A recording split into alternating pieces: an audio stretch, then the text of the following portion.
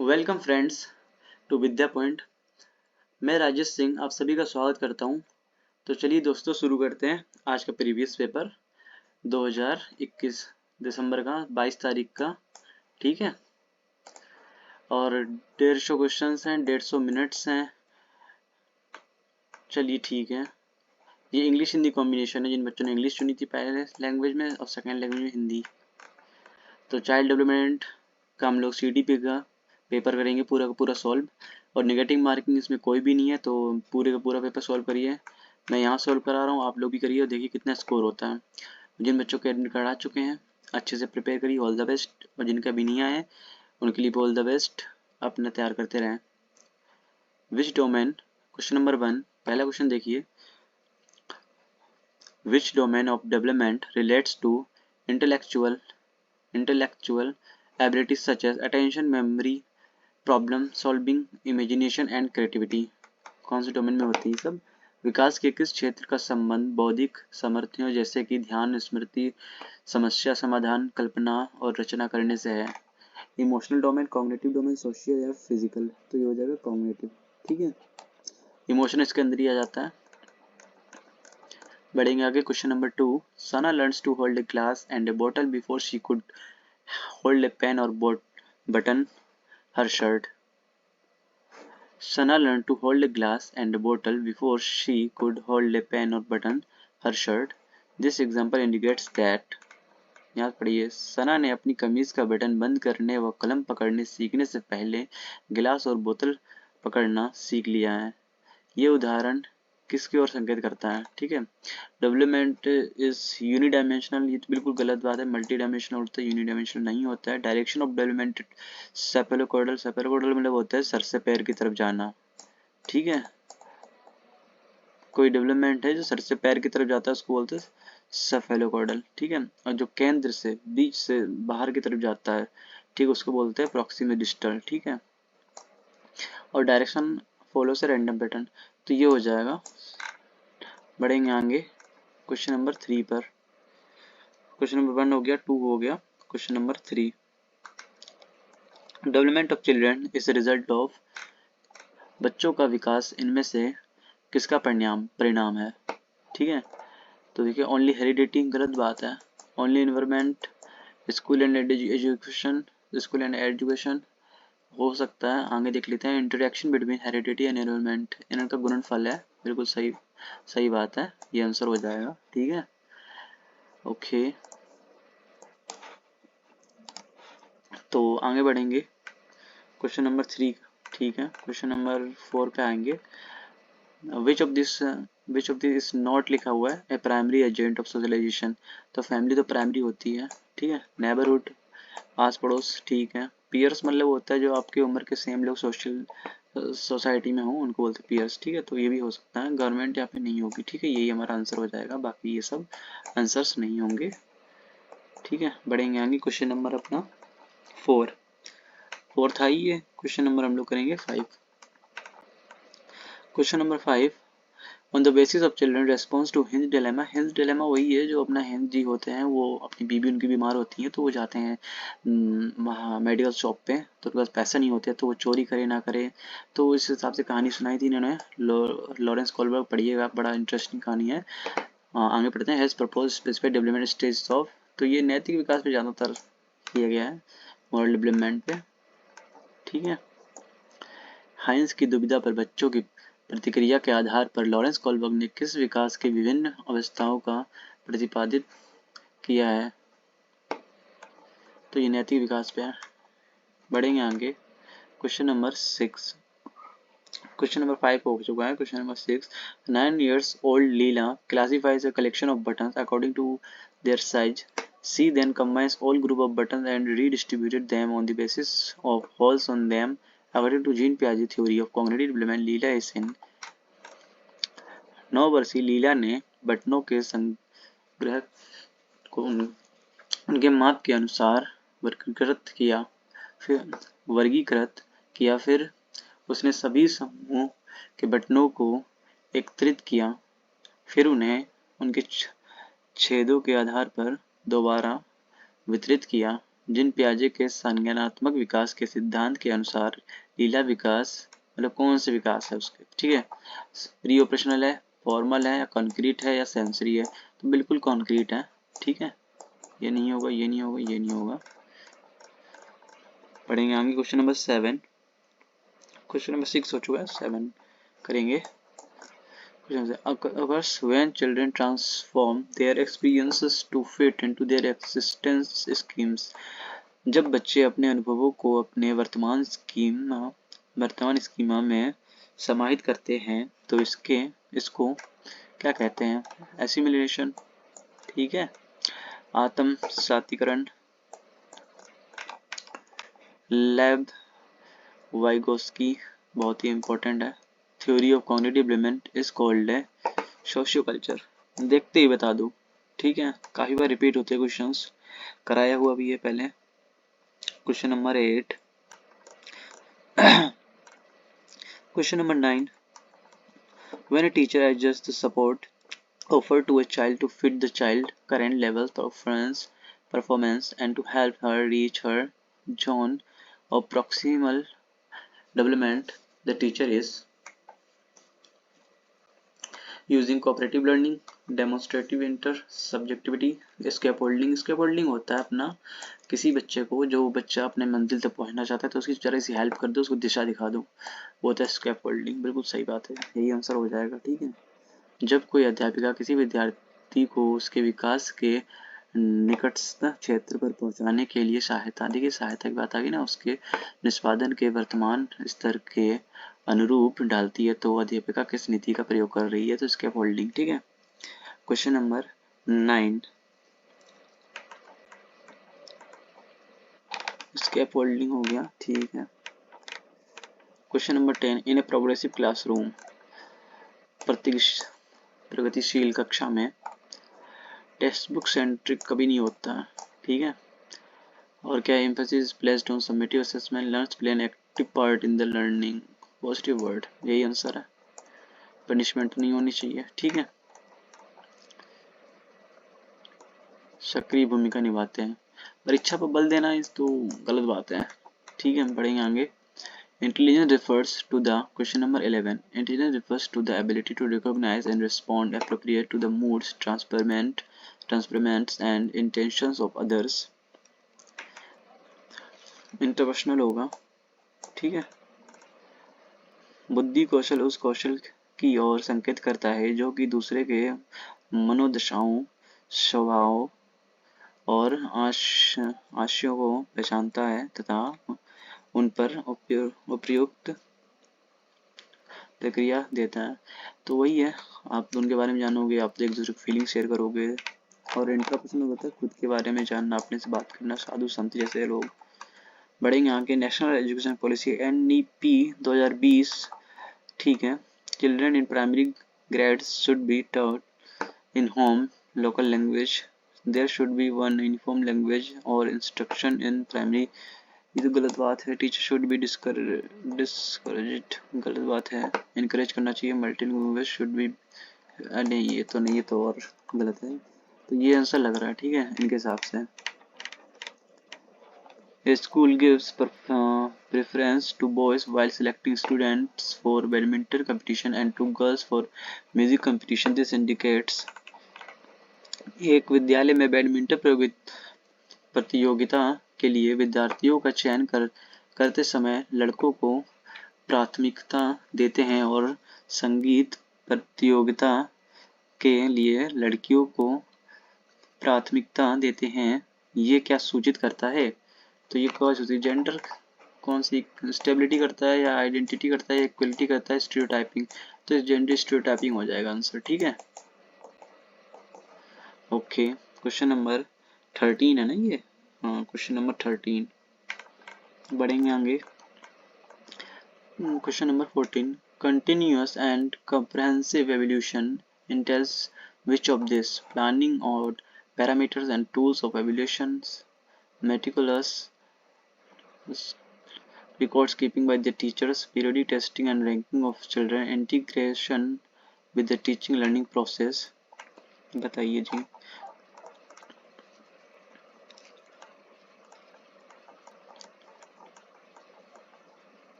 मूल्यांकन के मापदंडों और उपकरणों की योजना बनाना, शिक्षा द्वारा सावधानीपूर्वक रिकॉर्ड अभिलेखन को तैयार करना, बच्चों का समय समय पर परीक्षा करना एवं उनको ये तो नहीं होना चाहिए, शिक्षा की अधिगम प्रक्रिया रिकॉर्ड बनाना, शिक्षक द्वारा सावधानीपूर्वक रिकॉर्ड अभिलेख को तैयार करना, ना मूल्यांकन के मापदंडों पर और उपकरणों की योजना बनाना। ठीक है, इस हिसाब से ये भी सही है। ऑप्शंस की बाय टीचर,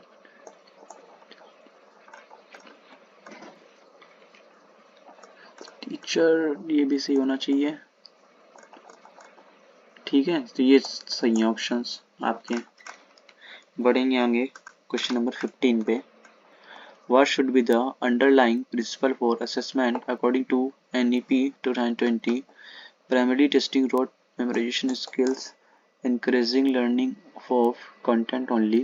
बढ़ते हैं आगे, देखते हो और ऑप्शन 3 में क्या लिखा, optimising learning and development for all students, assessing students only into the cognitive domains through end of the year of examination. तो नहीं, ये भी नहीं होगा।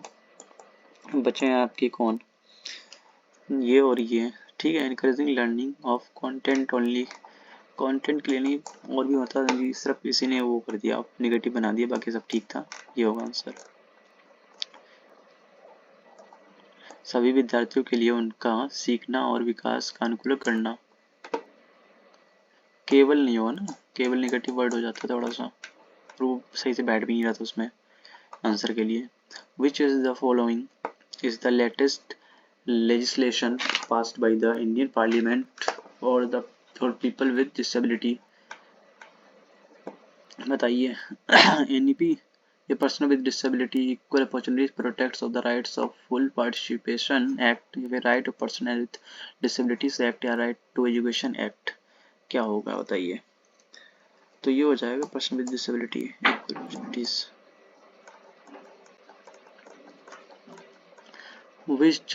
Which of the following statements accurately describes the spirit of inclusion in a primary classroom?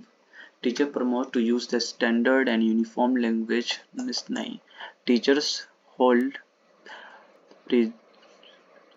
prejudice towards children from certain caste groups. Teacher does not have any expectation from children with special education need. Teacher practices culturally responsive। ठीक है, तो कौन सा answer हो जाएगा ये बताइए। Teacher practice culturally, ये हो जाएगा रेस्पॉन्सिव।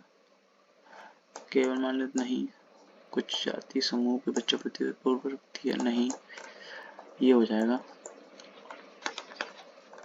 बढ़ेंगे आगे क्वेश्चन नंबर 18। क्वेश्चन नंबर 18 देखिए।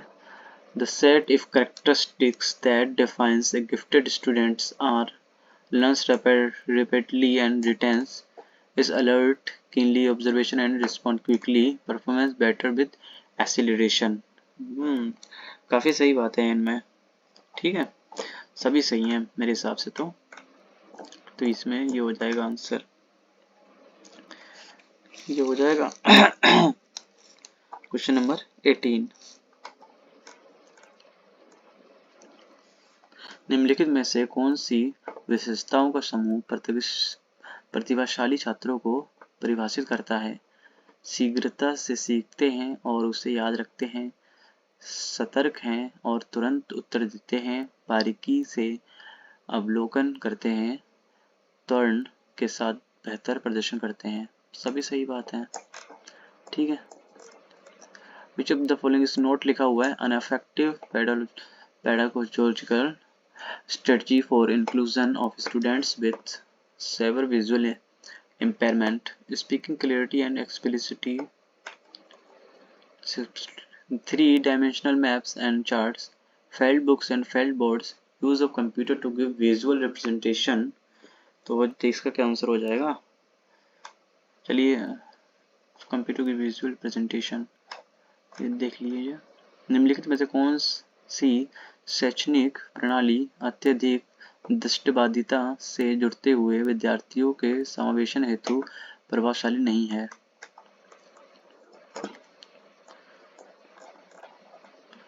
Failed books field words use of the computer to give the visual presentation, ये हो जाएगा क्वेश्चन नंबर 19।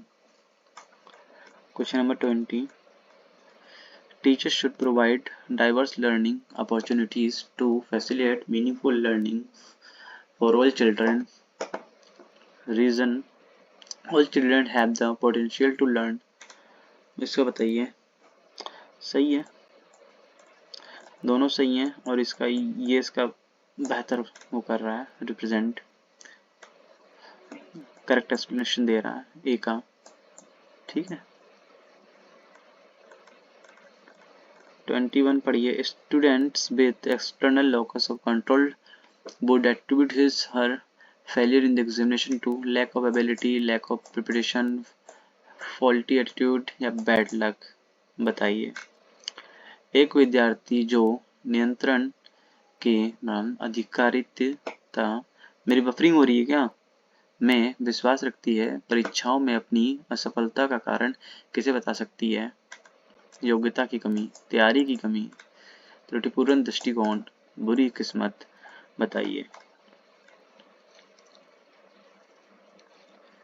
बुरी किस्मत कुछ भी बोल सकते हो आप, ये भी बोल सकते हो, लैक ऑफ प्रिपरेशन भी बोल सकते हो, लैक ऑफ एबिलिटी भी बोल सकते हो। ठीक है, सही आंसर दें तो मेरे हिसाब से तो ये होना चाहिए लैक ऑफ प्रिपरेशन।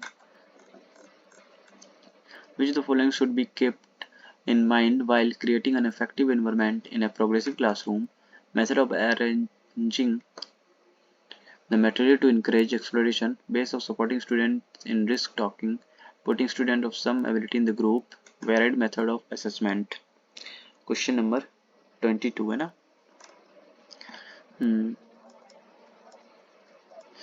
तो some in the groups ये हो जाएगा, varied some methods of assessment ये भी हो जाएगा और ये हो जाएगा 1 to 4। Which of the following is a cooperative learning strategy? Shaping seriation, social isolation, reciprocal questioning।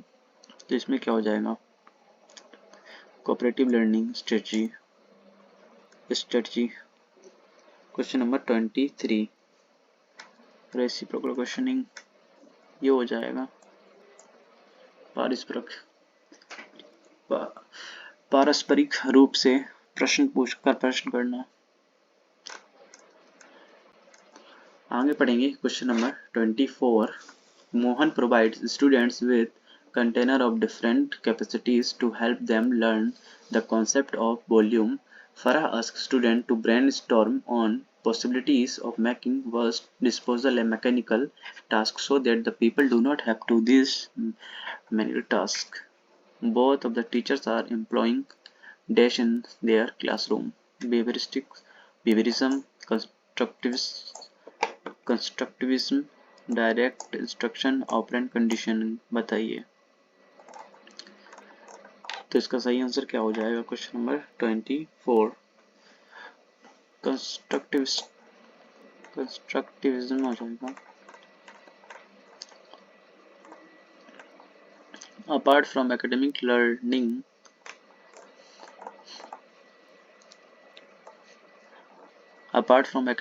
it is important to focus on the socio-emotional needs of the student in the education setup. Emotional plays a significant role in cognition। सही बात है, ये भी सही बात है, true है, ये भी ट्रू है और ये इसका सही एक्सप्लेनेशन भी है। तो ये हो जाएगा both A and R true and R is the correct explanation of A। ठीक है, बढ़ते जल्दी करा देते हैं, बढ़ते हैं आगे।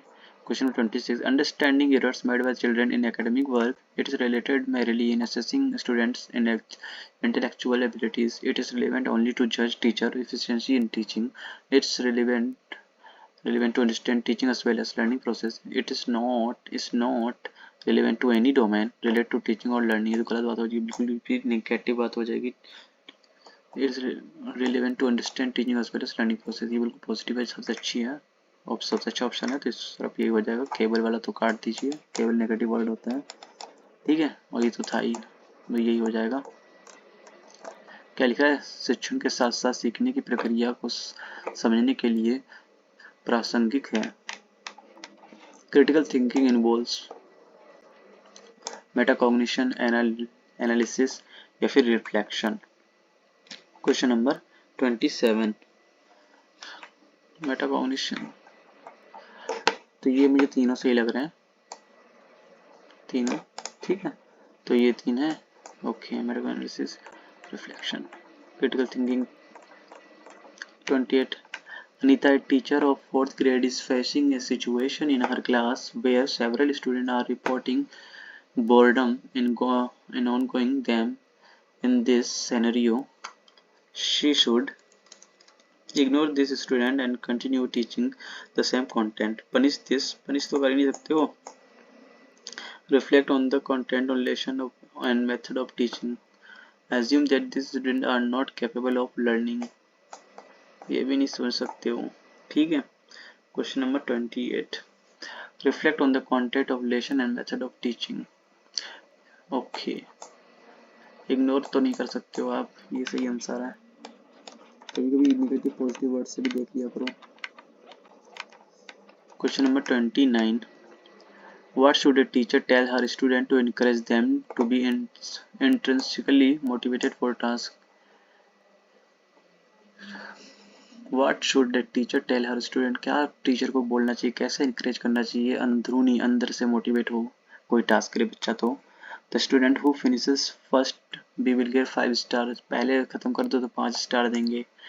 Late me see who finish first who is the smartest. जल्दी कौन खत्म करेगा, कौन स्मार्ट है. Working on this is so interesting. Let's see what all we can learn in this activity. क्या सीखे. Those who do not finish quickly will not go out and play games. जो बच्चे नहीं कर पाएंगे जल्दी जल्दी काम इस सबको जो भी वो देंगे टास्क, तो वो गेम्स के लिए बाहर खेले नहीं जा सकते हैं. तो बताइए कौन सा आपको सही आंसर लग रहा है. Working on this is so interesting. ज़्यादा इंटरेस्ट आना चाहिए, ऐसा काम हो, ठीक है, और एक्टिविटी पे भी ध्यान होगी इसके, तो ये ज़्यादा अच्छा लग रहा है, यही आंसर होना चाहिए. क्वेश्चन नंबर 30, लास्ट क्वेश्चन है. आप भी बताना कितने सही किए आप लोगों ने. पेस ऑफ लर्निंग इज, सीखने की गति डैश है.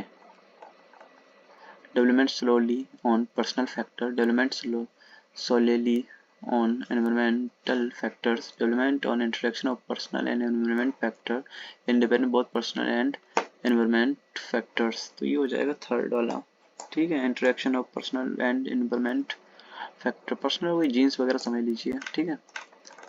बाकी आप लोग भी बताइए कितने आप लोग सही हुए, कितने नहीं सही हुए, और भी चाहिए पेपर 2 का या पेपर 1 का CTV तो बताइएगा, मैं और भी डेट पे डाल दूंगा, ठीक है.